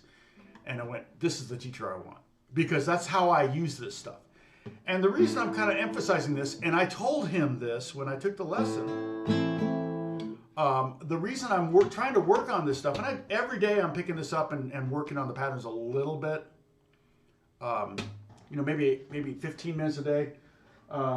Right now, my thumb hurts right here on the side from hitting the guitar. It's literally, I got a blister. But I figure that'll go away over time. The reason is because Ramon Stagnaro died back in 22 of COVID. He was overweight and he was a smoker, and so he was kind of, and he was the guy in LA that everybody called for Spanish strumming and stuff like that. Believe it or not, there's a guy for that. And my best friend Pablo, who was good friends with him, and my friend Mauricio, whose wife used to date him back in, way back in the day in Peru. Pablo was like, you need to work on this stuff. You need to get this down, because there's a hole in LA for somebody that can do this kind of stuff. And not anybody can do it, because there are great flamenco players in town, like my friend, like the guy I took a lesson from. And I told him, this is why I'm here taking a lesson from you, is because I'm hoping to maybe get some of Ramon's old clients. And I said, you should also reach out to them. I said, I wasn't, I was like being honest about why I was there. And I'm like, you would be perfect for this. I'm trying to get up to that speed, which I never will be, but I can sell it, which again, with session work, it's about fooling the 99%. I'm not legit on any genre. And so he said, actually, Ramon brought him to some sessions back in the day, and he kind of came to the conclusion it just wasn't for him. And the whole thing's kind of changed now. Probably 20 years ago, when Ramon took what's his name? I can see his face. Anyway, when Ramon took him to sessions, it was in the studio, and that was how most sessions were done. Most of my sessions are done here at home, so I can kind of work things out and kind of get them down and then hit record. But I actually did a session for a movie, I think Red Notice for Netflix, and some of it was flamenco guitar, and I did it, but ultimately I actually went down to San Diego, Charlie. Beth and I were down to San Diego for a weekend getaway, and the composer called me and said, hey, are you around? I need you to fix something on that you did. The flamenco stuff wasn't quite right, because it wasn't quite right, because I'm not that guy, but I think he was giving me a chance to fix it. And there was other stuff that I played that they totally used. But he ended up calling Ramon for the gig, and this was just like a year before he passed away.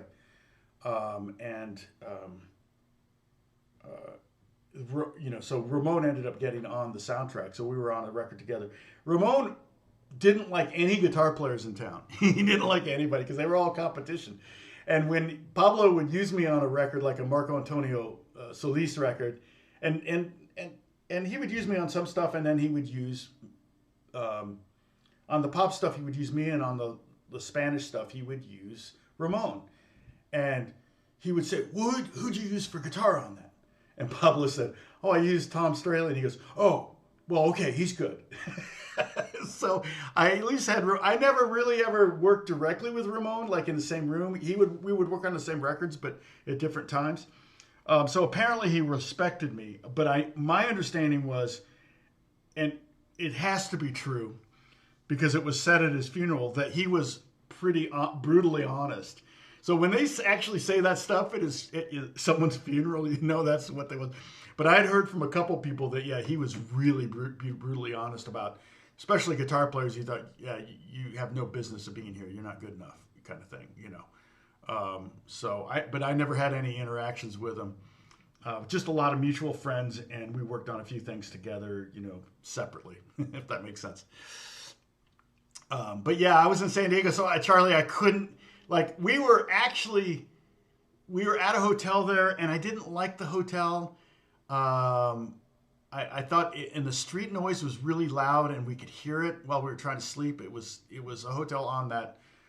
We were just just north of the USS whatever. My plan was to go there the second day. We had 2 nights booked, and I checked out. When I got a call from the composer, I went, you know what? Let me back. I can head back. I can be home in a couple hours. And he was like, no. I said, no, it's no problem. So I got on the road. We checked out of the hotel, got a refund on the second half, and then started heading home. And I've never really spent any time in San Diego. Never spent the night in San Diego. So I was kind of looking forward to kind of seeing a little bit. But it just was kind of crazy down there. It was just like, I don't know, it was just too noisy. Too many ambulances, fire trucks, stuff, people being loud, music playing down there. It was not good. And our hotel room was like on the 10th floor. That was the crazy thing about staying in my son's in-laws apartment in New York City. It's like on the 40th floor. You couldn't hear anything up there. Well, for one thing, the windows are really well, insulating, but also 30 floors up, you're not going to hear any street noise. It's just really far away. So, oh, really? You had a cousin that served? Yeah, the Midway. Yes. Thank you, Charlie. I knew you would know. Yeah, it's just right there. So I ended up, and then we got about halfway up I stopped in, because I actually had Beth drive, and I was texting and emailing and trying to get them to wait for me. And they just needed to get done because they were in the studio and they were mixing. And I was like, okay, I get it.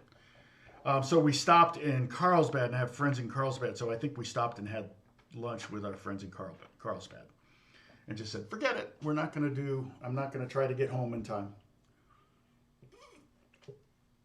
But I still work for that composer. In fact, I was working for him last week. So I'm glad. Some of those sessions are feature films, and they're union. So there's some good secondary market revenue on those. But yeah, I need to check it out. We may still go down there. I mean, I don't know. San Diego, it's not, yeah. There's so many places in California to check out. I need to get up Holly's Way.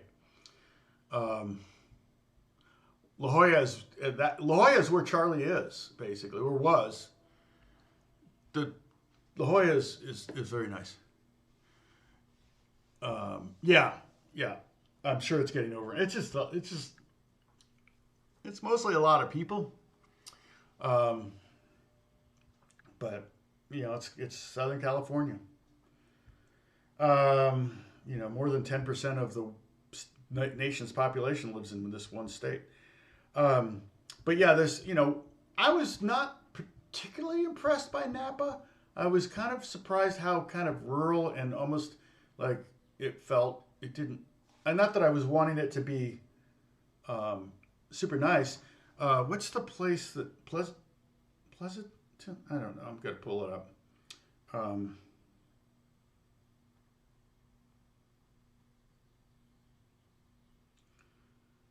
I've been saving some places. Sorry, I got to take my glasses off to see my phone.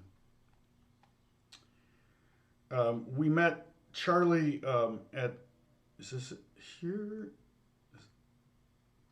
Oh, Yountville. So we went to Ad Hoc in Yountville. Ad Hoc is one of, who is it? I'm sorry. Thomas Keller's restaurants. And Thomas Keller is best friends with my son's father-in-law. So he was at our table at the wedding, at Jack's wedding. Napa, what's the area? The Charlie Palmer, who owns a bunch of steakhouses in Manhattan, he owns a couple hotels. And I've got them marked, I thought.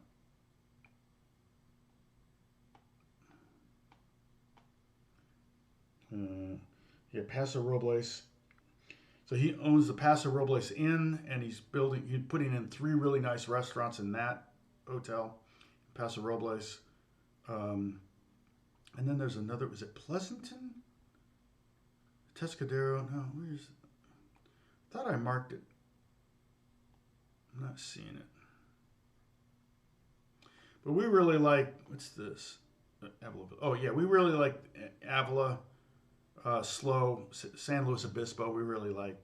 There's so much up there that we haven't seen in kind of Central Coast and Northern California we've never been to. So, and Oregon looks amazing. Yeah, it's a sweet area. It's a very nice area. My mom dated a man named Buzz Hargrave, and his stepmother kind of raised him. Was a famous actress, a silent screen actress though. What was her name? I can't think of her name. But she lived. They lived in Paso Robles, and she had a big house there. She was famous for having this giant dollhouse. I think it's in the Smithsonian now. Vancouver, Washington. I haven't been to. Vancouver, BC is freaking gorgeous. I love it. I loved Vancouver, BC. I got to get Beth up there. I was up there for work. That's where I smoked that cigar and passed out. My first cigar, I got a Cuban, and I got a biggest one because I go, oh well, if you're gonna buy us all cigars, I'll get the big one. and I woke up on a bench in Stanley Park, and everybody was laughing. I'm like, oh.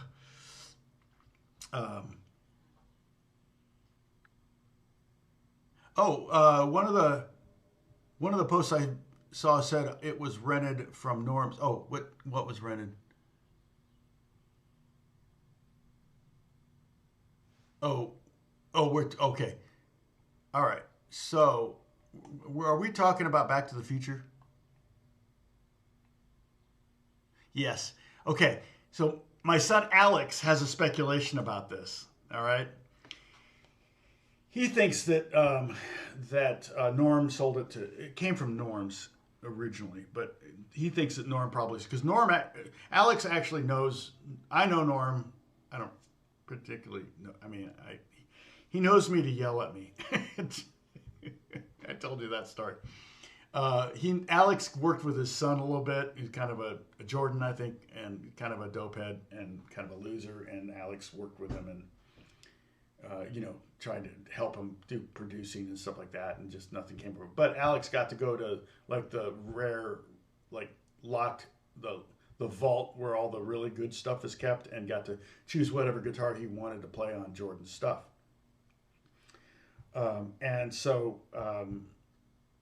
So he got to play on some of that stuff. But Alex thinks it's just a hype. For some reason, it's making the rounds about where is the Back to the Future guitar. Alex thinks that Norm sold it to Gibson back when Back to the Future was starting to have a revival, and they probably wanted it, and so Norm probably sold it to him for a bunch of money. Yeah, right, Ali? 100% true. Now, I smoke a pipe. I don't smoke cigars very often, and never in the house. I never smoke a cigar in the house. But yeah, cigars smell awesome, but yeah, once you light them, they don't smell very good. Pipe tobacco, though, man, I've got some good pipe tobacco. In fact, I have to remember on our trip to buy. I try to, every time I take a trip, I try to buy a pipe. So, bought a pipe in Scotland, big kind of a pipe like a Gandalf pipe. Culver is a military academy, or it can be a camp, but it's also mainly a year-round school that kids get sent to. Sometimes not, it's not like for punishment necessarily. It was a military school for a long time. If you look up Culver Military Academy or Culver Academy on Wikipedia, in fact, I can do that right now, and you can see quite the list of grads. Culver Academy wiki.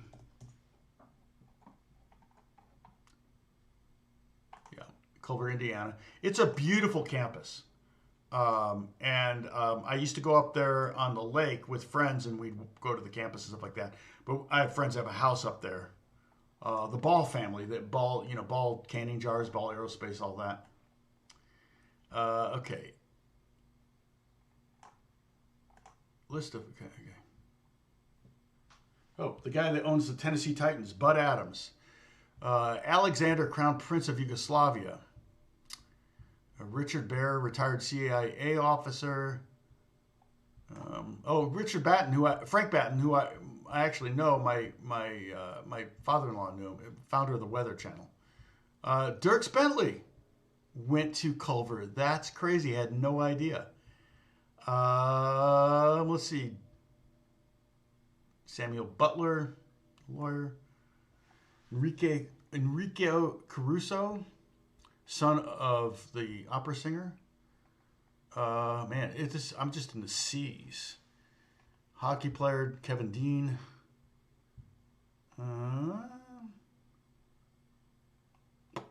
Let's see, George Foreman the third. Oh, is that the original George Foreman? Yeah. Oh no, his father, two-time heavy. So the son of George Foreman. Aren't they all called George though?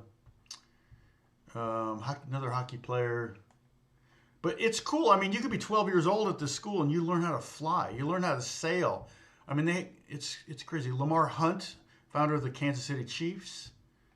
Michael Huffington, who was a congressman in California and a film producer.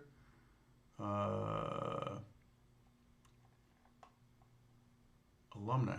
Why? Oh, the main category. Why is that? Holy cow, it's even bigger than I thought. It's crazy how many people are. I mean, you can just click on it. It's like, okay. Now, most of these names I don't recognize, but that doesn't mean anything.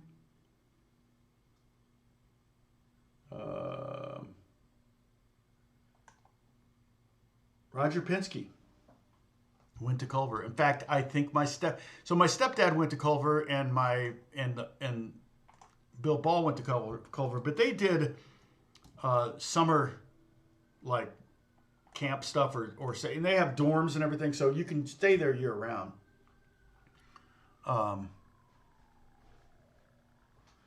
But yeah, Culver is also a chain of restaurants in the Midwest. We don't have Culvers here. Do I have any handheld recorders? No, I don't. Your iPhone is actually a pretty good recorder. I don't know if it records in stereo. That's a good question.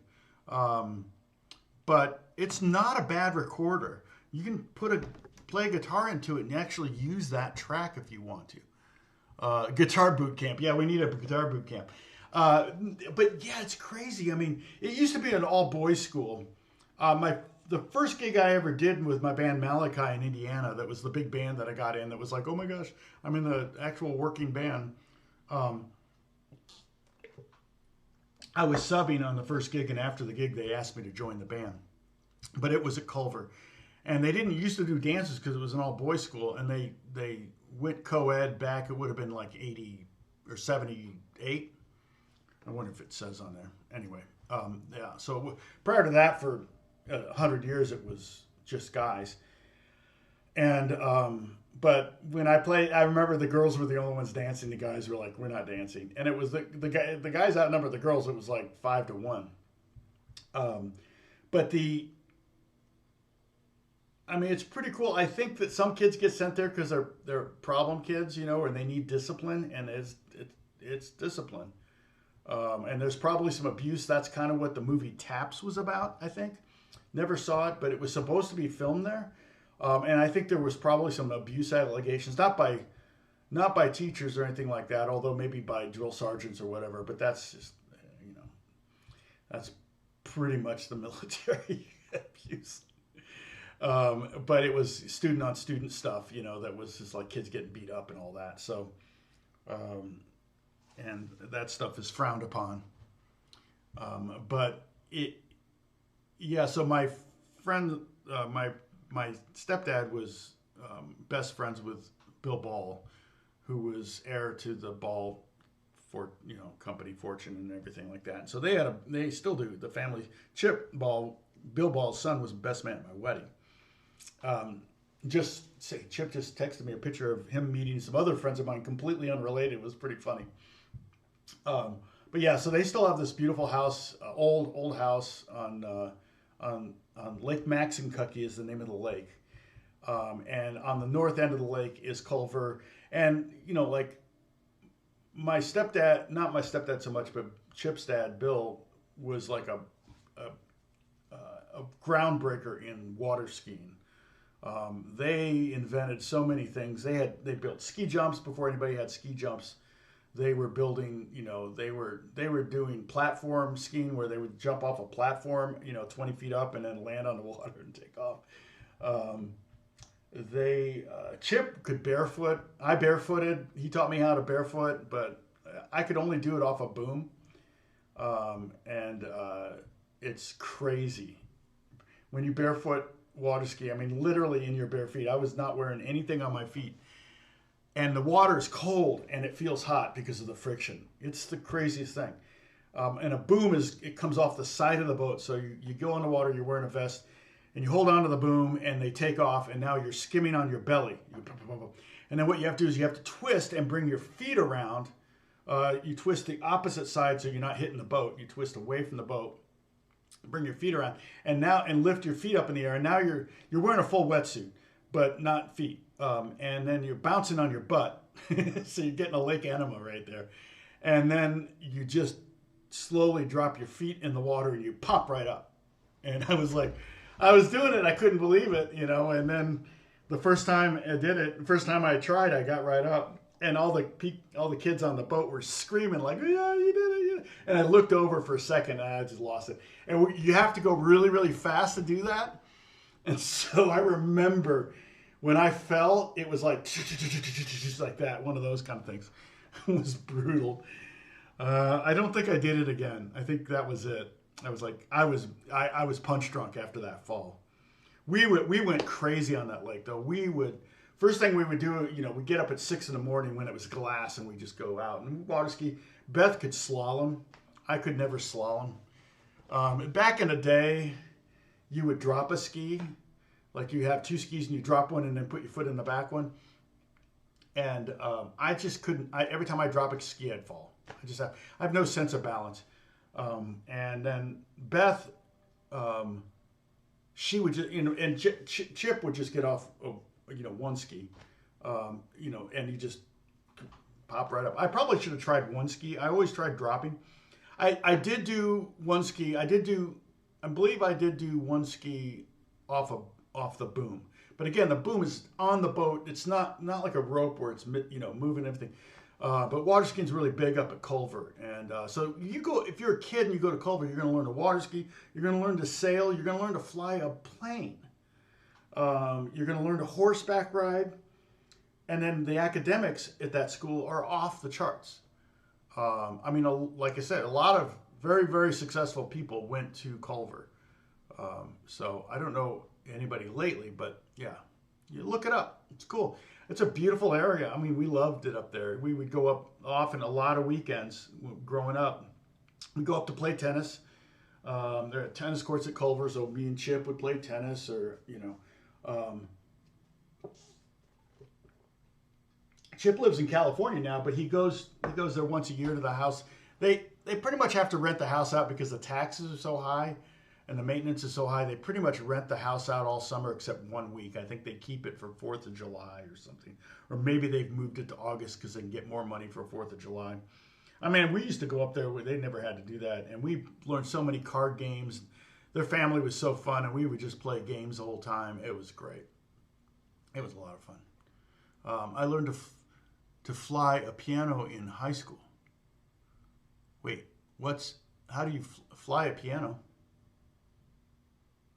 Anyway, gosh, what time is it? It's already 11:11. I should probably go. Let me bounce this in A minor. Dark Magic. No, what was it? We had those names. I can't remember now. Let me bounce this, and then we'll. And then I may bounce just the 4-chord one, just the 8-bar one. Okay. So I'll do that. I'll put it in Discord. So join the Discord if you haven't, and then you can download those MP3s and jam with them. I may upload the Black Magic Woman one to YouTube. I haven't done a YouTube upload in a while. I've got an idea for a video. I'm writing kind of make sure I don't forget everything. But I'm also working on a million things right now. So kind of crazy.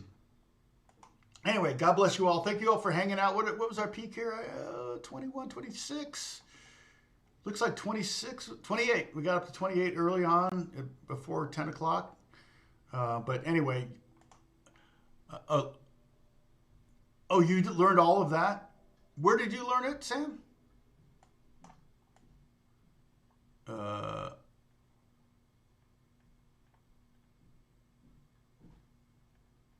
Oh, you learned to fly a plane in high school. Oh, is that?